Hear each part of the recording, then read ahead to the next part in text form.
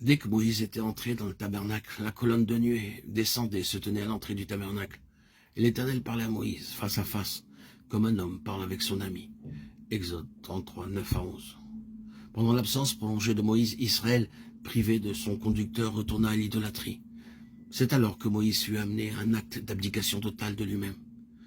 Y a-t-il quelque rapport entre ceci et la manière dont Dieu communiqua avec lui par la suite? Nous ne savons. Mais c'est après cet événement qu'il nous est dit que Moïse parlait à Dieu face à face, comme un homme parle avec son ami. Moïse n'en revenait pas au camp. Oh, il était le trait d'union entre le peuple d'Israël et Dieu. Les Israélites n'avaient pas oublié les coutumes égyptiennes, ni les symboles représentant les dieux que le peuple adorait. Il leur fallait aussi une représentation visible de la divinité. Fais-nous des dieux qui marchent devant nous, ordonne-t-il à Aaron. Effrayé, manquant de courage, Aaron céda et obéit. Sur la montagne, Dieu avertit Moïse de ce qui se passait au camp, et il ajouta, « Laisse-moi, que je les consume, et je ferai de toi une grande nation. » Exode 32, 10. Mais Moïse connaissait son Dieu.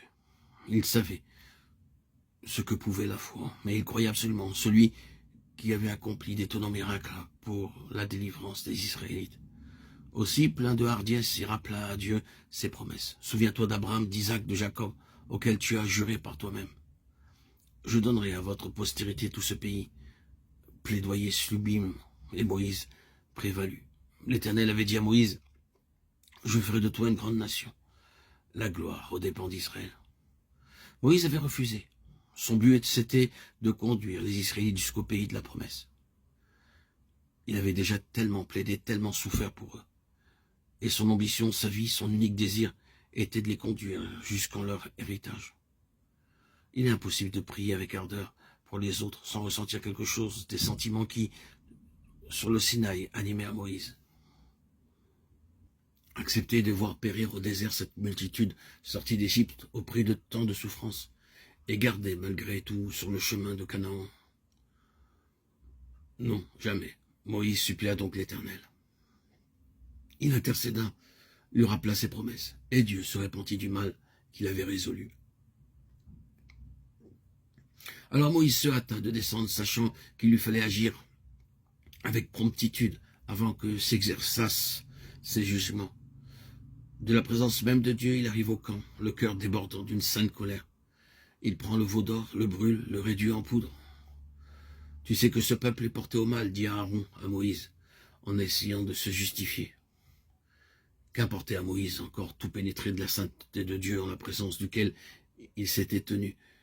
Il ressentait toute l'horreur, toute la honte du péché d'Israël. Et il ne pouvait admettre aucune excuse.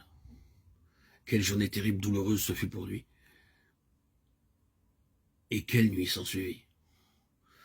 Moïse reprend en pensée tous les éléments de la situation et décide de retourner vers Dieu afin d'intercéder pour le peuple. On a dit que la communion était plus que l'association.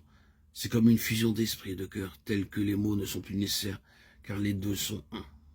On ne peut comprendre les paroles de Moïse que si l'on a reçu l'Esprit de Christ, qui est à la source, car elle manifeste une abdication totale de soi, que peu d'entre nous connaissent. Ceux qui sont entrés dans les souffrances de Christ pour l'Église, qui est son corps, savent quelque chose de ce qu'elle implique, car ils ont appris, selon leur mesure, à livrer leur vie à la mort, comme Christ. Non que leur souffrance ait aucune vertu d'expiation, mais elles accomplissent la loi de sacrifice pour les autres. Celui qui perdra sa vie la retrouvera. Luc 9, 24. C'est pour cela que Moïse demande à Dieu de leur pardonner leurs péchés. Exode 32, 30. Il retourna au sommet bien décidé à obtenir la grâce de son peuple. Il confessa d'abord l'idolâtrie d'Israël, et il ajoute, « Mais maintenant pardonne-leur le péché, sinon efface-moi de ton livre. »